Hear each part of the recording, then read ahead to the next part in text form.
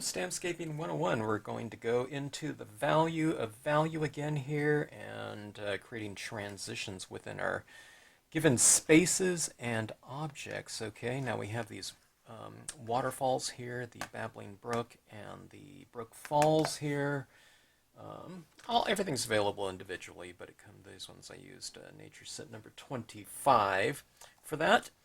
And we have a little composition of I don't know, kind of a quiet, intimate little pool. I don't think these are like a Niagara Falls size things. I guess they could be really large if you put like a little person standing here or something like that. But just in general, what we're looking at here is we're looking at a waterfall stamp here and a waterfall stamp here, but it's important to not look at this as a flat object in terms of our rendering, okay? We can color this in very easily and color our waterfalls entirely, okay? Now, you could do that with some lighter tones, but I'm suggesting that you go into the medium tones and darker tones to darken and to kind of further kind of enhance what's already in the designs, okay? So you have to kind of take kind of a more kind of scrutinizing eye or view of your objects, okay? So you can see in here where the shadows are and where things are lighter and darker, okay? So I'm always doing this on all of my objects, okay? So it's lighter on the bottom, or lighter on the top and darker on the bottom, okay? And then the rock behind it is defined, or, by the shadow at the base of it. And then it transitions up here into the lighter areas, okay? I should say that this top of this rock is defined by the tonal range of the rock behind it, and so on and so forth. And that's how I get away with kind of the eradication of lines, okay? Anytime you don't really see lines in nature, so anytime you see lines, it's kind of going against this whole idea of lighting, and it's kind of describing things in terms of shape, okay? That's a different type of drawing, a linear design. It's more of a caricature of an object than kind of a rendering of a depiction of the actual object, okay? So what does all that mean in terms of our coloring, rendering, or approach to the how to finish these designs, okay?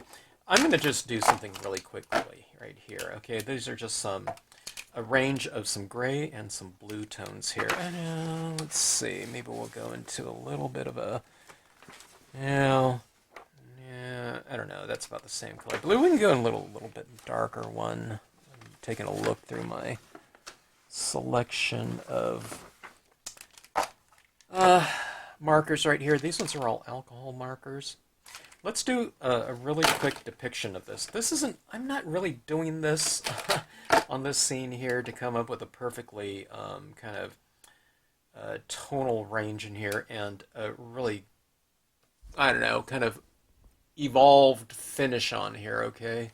When I'm just doing it with pens. You can, though, but I'm just doing this really quickly. Okay, now, what I usually recommend is just starting light and then working incrementally darker, okay? So you don't have to know anything about color. If you can just kind of roughly line things up in what you think might be going from light to dark. I don't know, it looks something like this. Now I have an extra green in here. Let's say, I might do something like some mossy colored rocks, or I might just make some of my water a little bit more kind of aqua than blue, okay? We just grab them out like this, okay? And I mean, if something's real close to one another, you're not going to make a mistake by using one over the other, okay? Okay, so how do you render, okay? All right, so this is, I don't know what percentage of gray it is. Cool gray on this pen right here. It's a cool gray 3. This is a Uchida alcohol marker, okay? Okay, so rendering, what I'm doing is I'm just going in here and I'm coloring my rocks, okay? You can leave some of the rocks a little bit white if you want to. Oh, by the way, this is the kind of a little bit more of a matte um, type of paper here. It's silk, white coated silk, which is a little bit of sheen on it, okay? Similar to a glossy, but it's just very, very lightly applied. Okay, I'm going down here into my shadows as well, okay? I mean, with this lightest of color, I mean, you can just color in the whole thing, though, okay? Let me just do that right here in the foreground area. And in my water, I'm going to add some of this as well, okay? But I'm coloring objects here, right? When I'm doing these rocks. But now we have this space in here. I don't see like a body of water as an object. It's more of an area, okay? But I'm going in here and I'm kind of hitting the shadow areas, okay? And if you watch my video on easy lighting, what I like to do is I like to have an area of light somewhere up above. Now I just have this little peekaboo area of my sky. Or whatever, just give background. It doesn't have to be sky. Okay, and I'll put a little bit of tone on each side. So what you have is this little area of light. It's a very small area. It looks like this, okay? And then I'll have an area down here of light. So what this looks like is my light source, and this is the reflected light down here. Just two areas of light, and everything else is kind of colored in between. You'll see that simple lighting convention on so many of my scenes. I mean, sometimes I'll break it up and there'll be two areas of reflected light or three or four or something like that. But generally it's about that. Two areas, okay? All right, now I'm leaving my water light, okay? Okay, so that is that. Let me see if I have a little bit of a lighter blue. Yeah, here's a real super pale blue. This one's a pale blue. I don't know. I don't see the number on it. Okay, so we're going in here, and I'm just going right into my water. You're going to think that this pen is dry. It's not. It's completely juicy, but it's just incredibly light of a value, okay? And again, there's that kind of concept of just starting very light. When you start very light like this, I mean, it is really hard to make a mistake. And don't say, oh, you know, that's just for you. I mean, there's nothing that you can do that goes wrong, okay? Now you're asking, well, if you can't really see it, then why are you putting it down there? What this is doing is it's kind of creating a base layer. It's kind of coating the same. You can do, you know, if you don't have a color like this light, you can just use a blender pen or something like that. And what that'll do is it starts to saturate your paper a little bit and get a little bit of a coating on there so that when you get to your darker tones, you're not just applying it to a bare piece of paper with that area that's super saturated. You start building out that alcohol so when you start laying down more alcohol ink on it, it starts to kind of more float on the surface a little bit more. And if you have access to the ink with your blending, okay, it's not soaking in so much to the paper, it's more surface oriented, you can blend it around a lot easier, right? Okay, so just adding this, and then plus, I mean, I see a little bit of a change. You know, I'm going into my water right here, and there's a slight kind of a cool tinge to it, all right? But this is kind of establishing my lighting. I'm leaving a little bit of area lighter in here, whatnot. I'm going on my rocks, okay? Go into your sky like so, all right? All right, like I said, I'm not being real careful about that. I don't know if I'm being careful at all with this. Okay, let's see what colors I have. Yeah, this one's probably going to stand out a little bit too much, but maybe I can blend it in. Let's go with the smaller tip right here, okay? And I like to bring that color into my rocks as well so that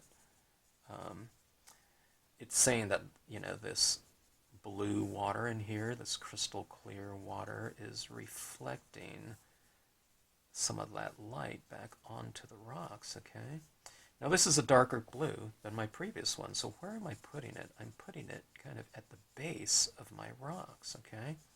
Now I have a lot of other colors to go, so I'm not going, just on the, you know, very bottom area. You want to go up a little bit more because you want to leave space for your other colors to come, your other values of blue and gray and whatnot, green or, whatever you end up using. If you're doing rocks in Utah or Arizona or something like that, you'd be working through ranges of kind of browns and reds, that rust red type of color. Okay, so coming in here, kind of leaving the base of the waterfalls again. It's like, that's just that kind of churning of the water down there. Going for a little bit of a streak. This will probably blend in a little bit easier if I was doing it on glossy, but let's just use this paper. I'm going to show you if things don't kind of blend together very well on this matte paper, or this not very coated paper, then I'm going to show you what that white pigment ink will do. It saves everything, basically. Okay, so going in here, that last blue is pretty harsh, but we're blending it in. Okay, so this is it looks like I should have used this blue before. It's a little, well, quite a bit lighter. Okay, but I'm going in here and it's blending that last blue in there, that real, I don't know, whatever color, peacock blue or something like that, a little bit more. Let's go into my waterfalls a little bit more. The falling water. I leave my falling water pretty light, though, okay? It's very oxygenated, and when you look at a waterfall, it's often, it's oxygen is full of bubbles and air, so, and it's reflecting a ton of light. So it's often not, a lot of people think of just water is blue. Well, it's not if it's in a waterfall, okay? Look at Niagara Falls or something like that. It's not this crystalline blue color. It's more what's kind of what's sitting down there at the base. And water isn't really too blue either if it's, we're looking at it at like sunset or something like that. It's reflective, so it's more representative of the colors of the sky or something like that. One of the places that's really interesting is the Havasupai Falls. Havasu Falls, I think. And it's aqua kind of blue waters against that red rock. Is it Arizona or is it Utah? I forgot. But anyways, fantastic stuff. That would make a great combination right here. Okay, so blending in, okay, a little bit more, and we're building up a lot more of that tone, okay? But do you see my rendering of these rocks, how it's darker down here and lighter up here? See this? I'm really hitting it in these areas at the base, but I'm leaving the tops lighter, so I'm adding this behind here, and the top of this rock is light. Adding it right here, and the top of that rock is light. Some darker areas right down here and here. So you see this rendering of form starting to happen. We just colored with our first couple colors and, pretty much colored everything, but now we're starting to render because we're developing shadows and defining shadows. Well, the shadows are already there, but we're defining them even further with the use of different values and hue. And down here in the shadows right here, it's darker in here. And then as it moves out into the light, it's transitioning, right? It's getting lighter and lighter the closer to the light it is. Okay? All right. So that is that. Let's see. Let's take a look at this one. This one has a little bit more of a purplish tinge to it. Okay, violet tinge. Okay, but look at that. See that right there? Does it look a little bit more kind of three-dimensional with that shadow in there? You create more depth too by putting kind of some shadows behind objects. Okay.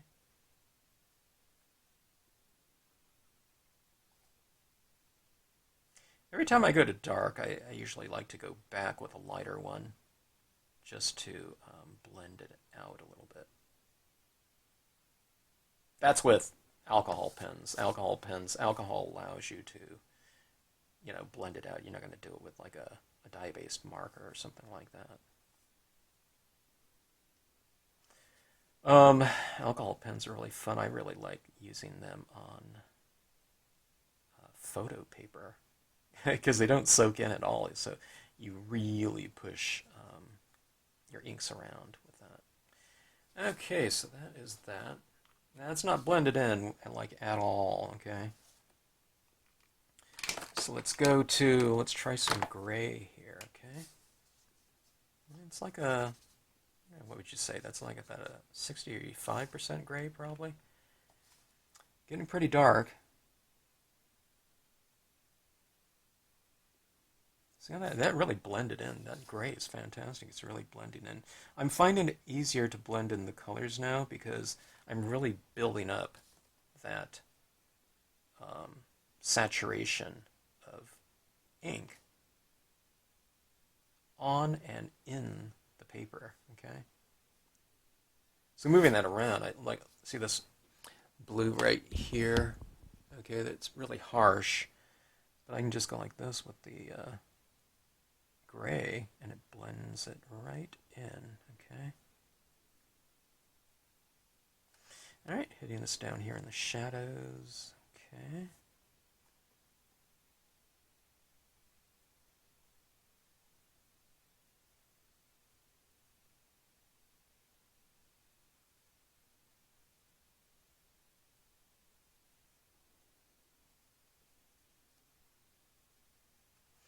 All right. Let's see. Let's try it down here in the water. You're saying, you do want gray water? Not really. I just kind of want it transitioning in darker a little bit. When you have these kind of darker areas, it makes your lighter areas seem even lighter by contrast. Alright, so now that's pretty harsh right there. That's this color gray right next to white. That really stands out, right? So what you do is you just go back in, with one of your lighter tones. Let's try this gray right here. And blend it right in. On matte paper, it's going to be a little bit more, you'll need a larger kind of soaking, okay? And you'll leave kind of much more definitive marks. This one has like I said, it's a little bit of there's a little bit of a coating on it, so. But you can try it out, okay? You might get some harsh marks, but I'll show you what we're going to do with that with pigment ink, okay? Now, here's the beauty of this, too. Okay, let's say I go too dark, all right? Now, this is what I'm doing right now. I could see I was able to do it right down here. Let's go with our lightest of color. Let's go back to this blue right here. Okay, let's say I make too much of this gray. Oh, man, I really made that too. Go back with your lighter color or your blending pen, and see this right here? You can just kind of go in there and remove ink. Do you see that right there? That line right there?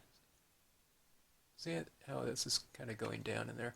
I often do this too, which kind of leaves a little puddle of alcohol.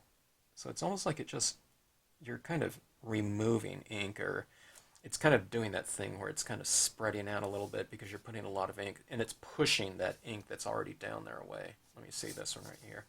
See this rock right here? This is a really harsh line of light and then medium dark. Okay, let's make that transition a little bit more.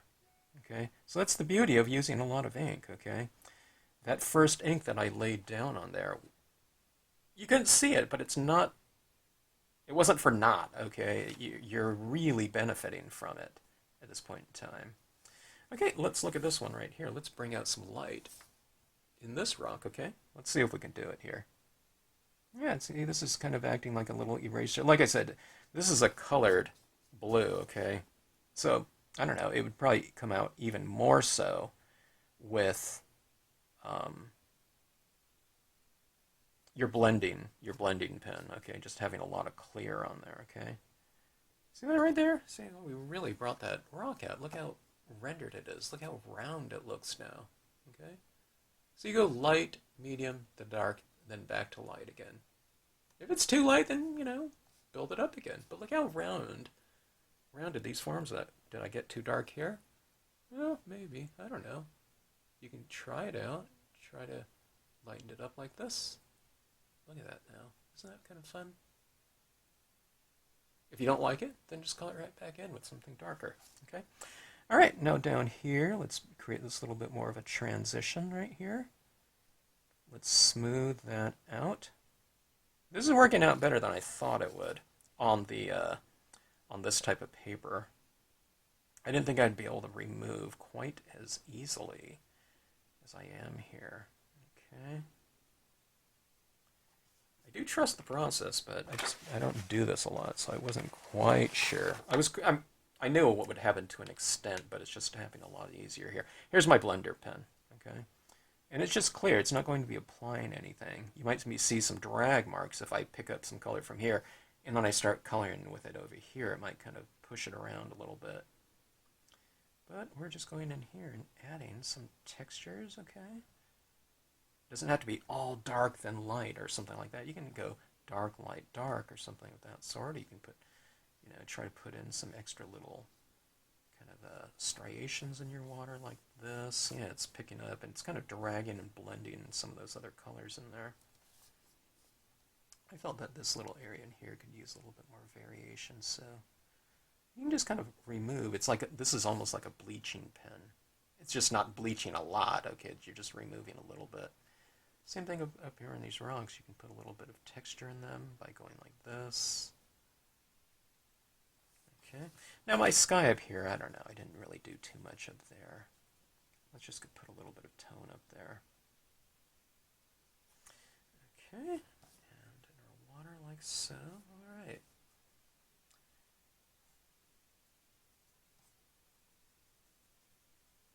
Okay. I'll show you what I like to do too. If you watch this stamp sketching video, I put all these little rocks down in, under my water to make it look a little more transparent, or a lot more transparent, than not having anything, subsurface. Okay, so what I do is I take one of my lighter tones of gray, or you can do it in blue too, whatever. But see some of these rocks in here, what you do is you just give them a little bit of a shadow like this, okay? And this is you want a color that's lighter than the objects, okay? Or at least as light. Just not too dark. You want these rocks to look as though they're below surface.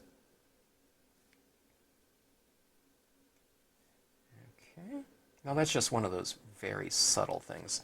You really can't see my shadow over here because this area is darker than this pen anyway. So you can move up into a darker gray, okay, and hit it like that, okay.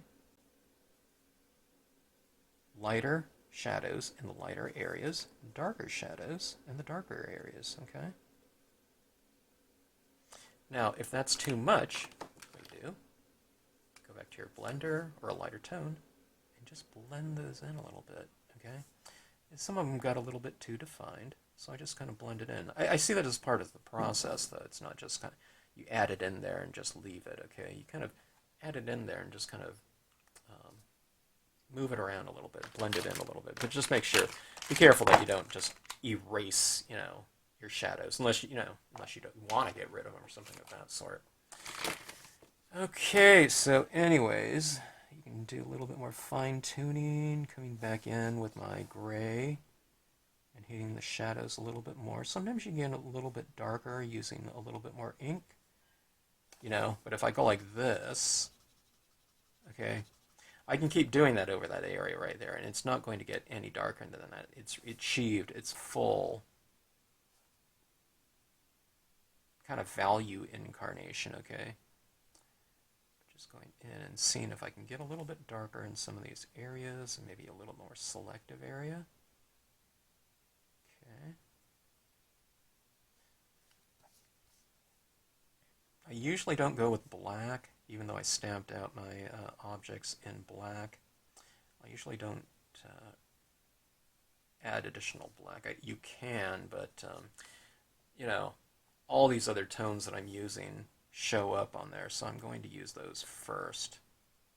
Now, if this was a nighttime scene and things were predominantly 60% gray to, 100% black or something like that, then I might use black in there for my shadows, but this scene right here is a much, much lighter, um, depiction of, or whatever time of day that this is. Okay, so let's go with a cotton ball right here. All right. Okay, things look, I don't know, they look okay, in terms of alcohol ink coloring. I think this is a little bit harsh down here. That hard blue. I don't think it looks too bad, though. Okay, but here's what's really fun. Okay, we're going to take our white. We transitioned our darker tones from dark to medium, to lighter to lightest up top there, okay? With highlighting and working with light, now we're working with white. We're not working with colors that over white are darker than white, okay? We're working with white. So in shadows, you work from the shadows into the light, okay? But with the white, you work from the white into the shadows, okay? So you don't work from dark to light, you work from light to dark. So you want this to transition as well. Okay, so what does that mean? Pigment ink on your cotton ball right here. My pad is not wet at all, okay? It's kind of medium dry. Your pad, if you don't use it very often, if you go like this, it's going to be a big blob of paint, okay? That's what I tend to think of pigment ink as. They're almost like paint because they're so thick. They're not really opaque, they're a little bit more translucent, but if you put a big blob down there, it'll be thick and you can't be able to, you won't be able to see through it, okay? So that being said, just use, and people see me blotting this off, so like this blob, super, super wet, a little bit drier, a little bit drier, a little bit drier, still sopping wet. Boom. Oh my God, this is a hard technique, okay? But let me show you about how much I have on this one, okay? All right, this is my cotton ball. And I'm not being super gingerly with this or something like that, like barely touching or something like that. I'm tapping it down. Here you can hear my finger tapping, okay? But you see that right there? Let me transition that from light, okay, in that area. Now as I move out, I'm moving, more ink is coming off of this. It's getting drier and drier. Just use a lighter touch, okay? And don't tap it as much, okay? Okay, so you see now it's much lighter, and it's working into the darker area, okay?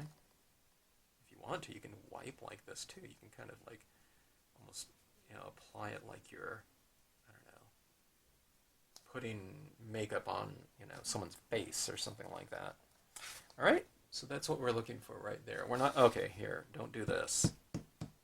Okay, that's what a lot of people do, and I get it too. Every time I re-ink my pigment inks, I'm working with a sopping wet thing. I try not to do too much though, oversaturate it, okay? But even if there's a big blob in here, if you start in your lighter areas, if you haven't colored it in too dark, watch. There's just nothing you can do that's wrong, okay? So you can just start tapping in the middle. I'm using bad technique right here because I'm really squishing a lot of ink out, but you can't see it because it's in the lighter area, okay? So here's what we're doing right here. Here's the motion right here, okay? You're tapping for a while, and then you're kind of creeping it into the darker area, okay? Where this will show up is where light meets dark. It's not really going to show up in the lighter area because it's white on white. Where it's going to show up is where that white meets darker than white. And there you have it right there, okay? See that starting to appear? Let's keep doing that. Let's keep building it up. But don't just stay there. Tap, tap, tap, tap, tap, tap, tap, tap, tap, tap, tap. Same position, same position, same position, and done.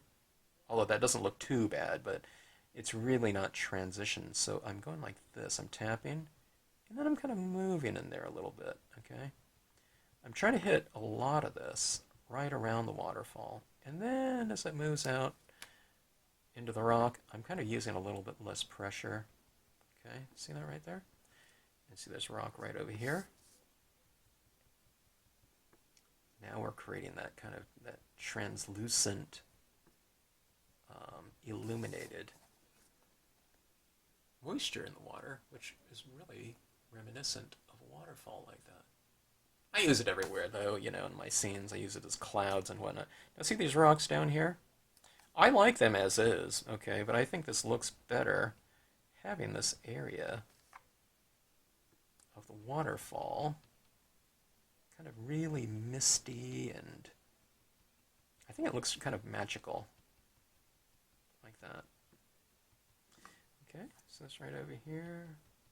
Now, if you don't like it, just take a paper towel and just, you know, wipe it right off. It'll come off. It won't come off like, you know, if it's perfectly dry like the next day. Well, if you do it on glossy cardstock, it will. That's when you spray seal it, of course, but on this right here before it, you know, and this is quick drying brilliance white pigment ink too.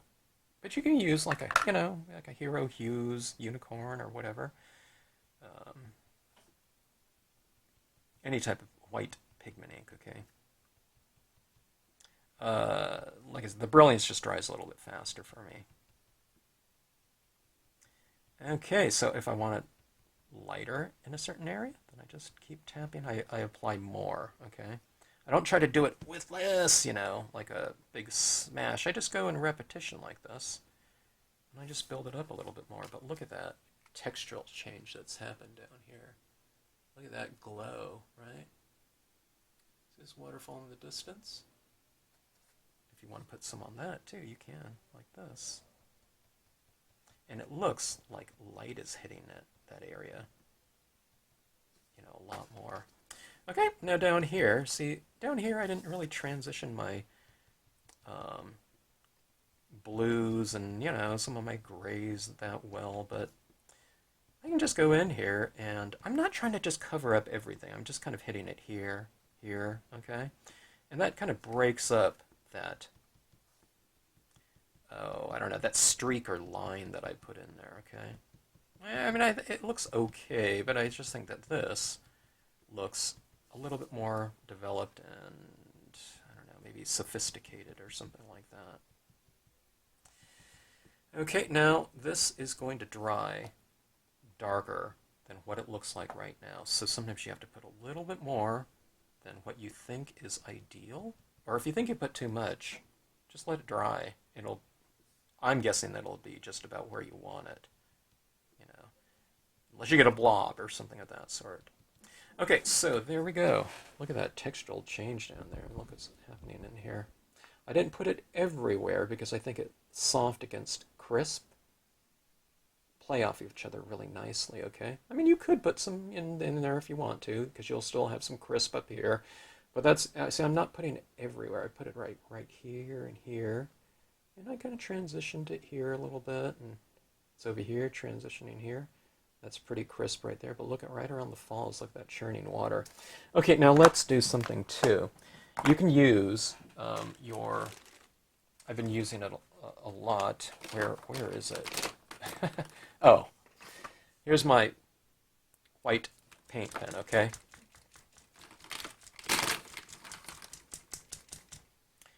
You can do this right here. I can go in and add some crisp little splashes of water, okay, like this, that are really reflecting the ink. I'll put a lot more, like right in the lighter area. And then as I move away from that, you know, where that fall is hitting, I space my dots out a little bit more, okay? So a lot more in the light, and then I kind of space them out. Okay, you can put little highlights in your water as well. This is called specular light. It's light that's brighter than white. It's like those little sparkles or something like that. Reflect, you know, little reflections of light. It's like my pen here that's, you know, reflecting some light. Like,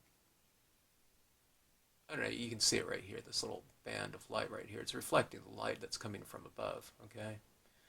My fingernails right here, you know, or there's that little highlight like that, right? That's kind of specular light. Okay.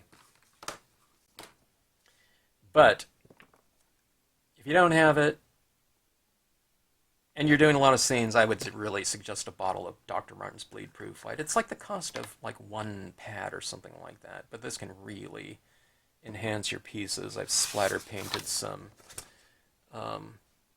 snowfall in here. Okay.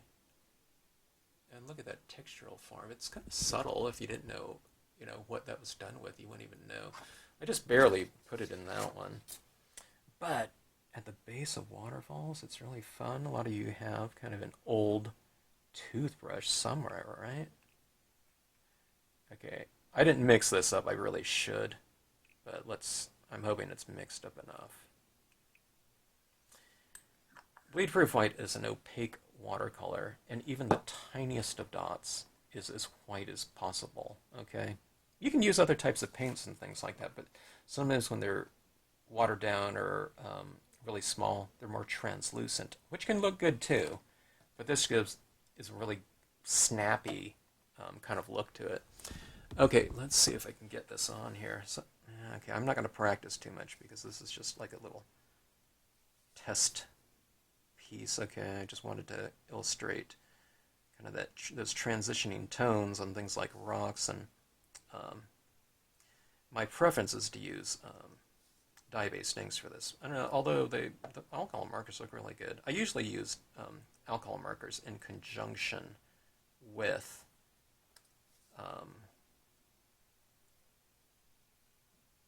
the inks, the dye-based inks. Okay, I'm watching right here. I'm getting some pretty big little dots right there. It looks okay. Okay, now I'm just like releasing like a couple hairs on my brush at any given time. A lot of people go like zip, okay? Which is good if you have a big area to fill in. I don't know, your scene is like 11 by 17. But I just have more control, just going tick, tick, tick, it's splattering out. It's like triggering like a couple of those plastic bristles. Okay, now let's take a look and see what this looks like. Okay, can you see anything right now? Maybe not too much, but look at that detail in there. Now, some of those are my little white pen. Okay, if you don't have it, then you just use a white pen to do this. And maybe not do, a gazillion little dots like this, but look at that. See that right in there? Look at that. Doesn't that look three-dimensional now, your waterfall? And then we have our transitioning tones. Look at this. You can't see the white over white, but you can see the white a little bit more over the gray, and you can see the white a lot in those darker areas. So you get this visibility of those little white dots in different kind of strengths, depending on the contrast of the dot against the background. Also the size of the dot, yeah. But that's where you get that richness in there. If all these rocks were just all uniformly colored without any transitions whatsoever, you'd see the dots, and I mean, it might look okay, but I just think it's much more rich this way. Not only do you have the transitioning tones from light to medium to dark down here, but now you have this texture over it with the pigment ink, in there, so that pigment ink looks different depending on the background and what's behind it, but also those little crisp little dots like that. So what you have here, our speak or whatever, is you have translucency here, okay? And there's various degrees of translucency.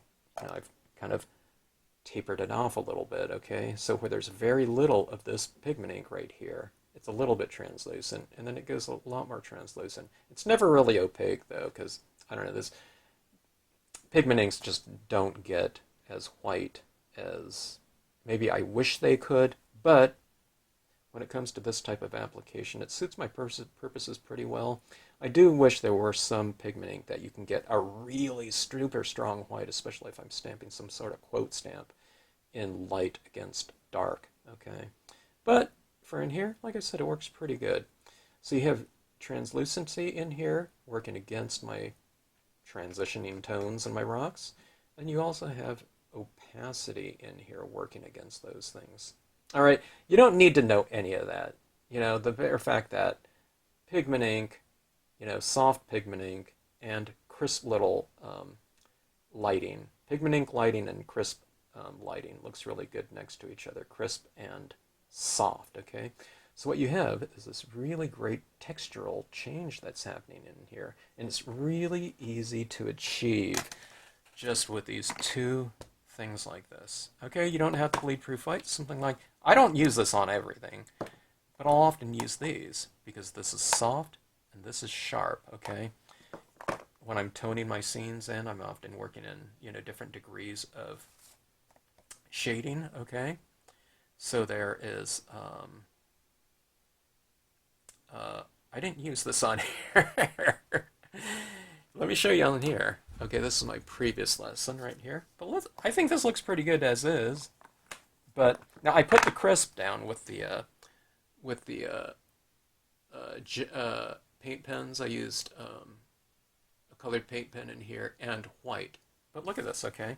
I mean, again, I think this looks pretty good as is.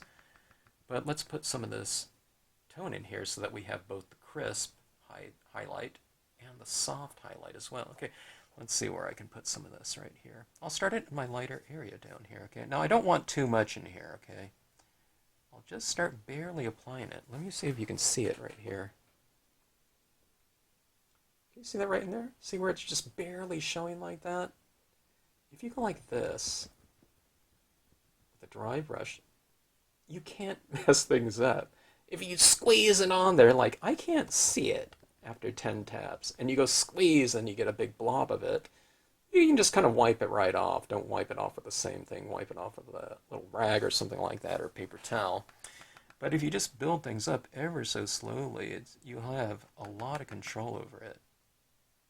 Maybe I have too much control. My pad is really getting dry here, but let's go in. And I'm putting that little highlight, or not highlight, but lighting in the light area right there, okay? But do you see that right there? How, from a textural standpoint, it looks quite different. Let me put a little bit at the base of some of these trees, okay? Like that.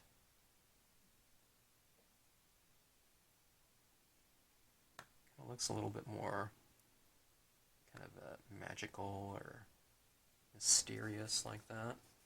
To have that little textural change in the background right here. We have this lighter area right here. You can try a little bit of it. If you don't like it, then, I don't know, just stop. Or you think that's enough, then just stop at any given time. But look at that right there.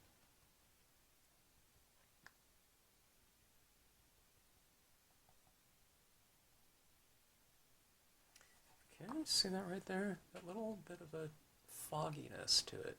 Doesn't it have a different feel to you, though? We're just adding that little bit. It's soft. So what you're doing is you're making a textural addition to this piece right here. You're working with softness. And people love the look of glowing light. Okay, so let's put it up here in the sky. I don't put it in like a darker area, although it's all over this one right here, but we've created kind of a little bit more of a crisp moon in here. But like up here in the sky, I can just kind of reiterate what's going on in the sky. I left some areas light, if you watch that video, okay? But now let's go in around that light and make the softness around that light area a lot more. Okay, I don't want to make my branches too soft. So I put in too much. So see, I can just wipe it all right off with the same cotton ball here. Okay, so that is that. Okay. Well, let's go back to our waterfall. Where is my waterfall? Oh, I lost my waterfall scene. Here we go, right here. There's that little glowing area like that. From an emotional standpoint, I think, it's visual, but I think it makes kind of an emotional stance in here. When you're aware of the space in between objects, okay, you have, if you're looking over kind of a sunset or something like that, there's glowing little bits of dust in the air that we can see now, moisture in the air, dust in the air, whatever.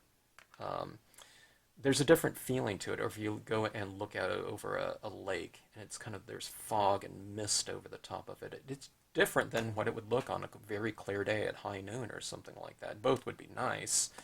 But there's a different kind of feeling to it when you're aware of the space around you, and that's what this does right here. And plus, I mean, it totally kind of, I don't know, negates some of my kind of weak points, okay? And that comes in the form of you know, some of my blending. I don't blend perfectly really on any of my pieces with any of my media, but it doesn't matter because I just go back over it, you know, with other types of media, like this one right here.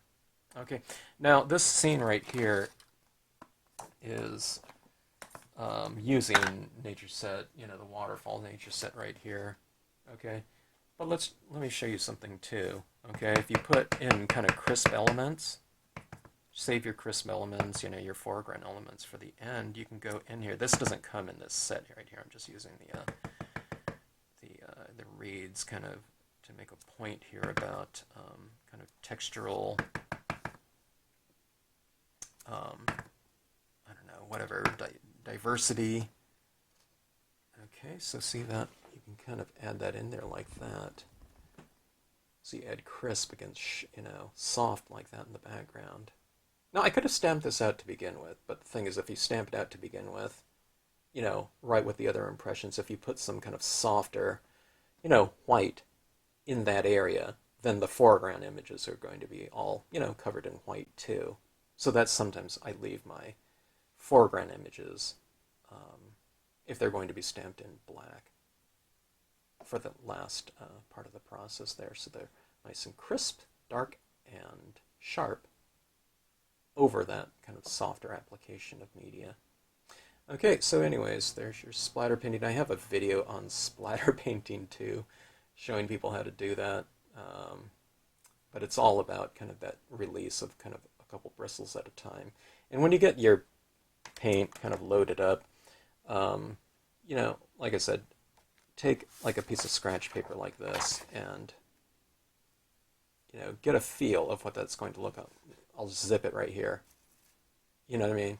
You don't want to do something like that unless you, I don't know, you're doing something out in outer space or something like that, okay?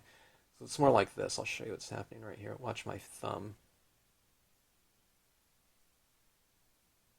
See that? Yeah, there's a lot of control over it like that. See that? Let's go up here. I'm not doing it on the other side of this piece of paper because I want to use that for a scene. I don't want to waste that side. Okay, so anyways, hope you enjoyed this video right here. Alcohol pens, fun stuff. If this waterfall scene was stamped on more of a matte paper, I guess you can do it on this one too. I did do the my colored pencil piece on the same kind of satin paper or whatnot, okay? But you can do these same types of applications with colored pencils or whatever. Chalks or pastels on this particular paper might be a little bit, I don't know, challenging because this paper is fairly smooth. But if you do this scene on the matte paper, you know, try those other types of media. Pastels, chalks. Chalks used to be really popular with Stampscape stamps. I don't know, probably back in the 90s, early 2000s or something like that. Some stores, they only taught Stampscapes using chalks, and I don't think I've ever even used chalks before, but they had those little kind of spongy applicators and stuff like that. But the biggest thing is just to not color everything as though it is kind of like an even flat object, but to approach it more like a three-dimensional object. And that's simply by hitting those areas down in your shadows with a lot more of those darker tones that you're using, and, you know, just reserving the lightest of areas for your lighter colors, or just leaving it alone and, you know, transitioning them into those medium and darker tones down below and leaving the lighter areas just white of the paper. So that's something you can do too. There's all kinds of different ways you can do that, but again, oh, and one of the things down here in the water, you have it transitioning from dark to light, and that's how you get that area really coming alive with lighting, and not just approaching it as one solid body to be filled up with the same colors of, say, blue in this case, uniformly, okay? It would look a lot different if this area right in here were this color of blue. It might look, you know, it still might look okay, but it would just lose that lighting. And then again, you know, maybe my waterfalls, maybe you like a little bit more blue in there or something like that. You know, you can hit it with, oh, I don't know. I put my Prismacolors away, but I don't know. You can hit those areas if you want to have more control over it. Try a light blue Prismacolor or something like that. You know, than using, a pen like this that's going to leave, much more kind of definitive. Like, I don't want to do it with this one because I don't want to do any more blending on this one, but I don't know. Mix and match your media too, if you so choose, and use whatever medium is kind of ideal for the application that you intend. Okay, so a much more detailed area, maybe a little bit of colored pencil or something like that, or your pens like this as opposed to I don't know, some kind of larger applicator. Okay, I can go on and on. I am rambling too much here. Thanks for watching. Hope you enjoyed it. Hope you like, share, and subscribe. If you have any questions, drop me a note in the comment section.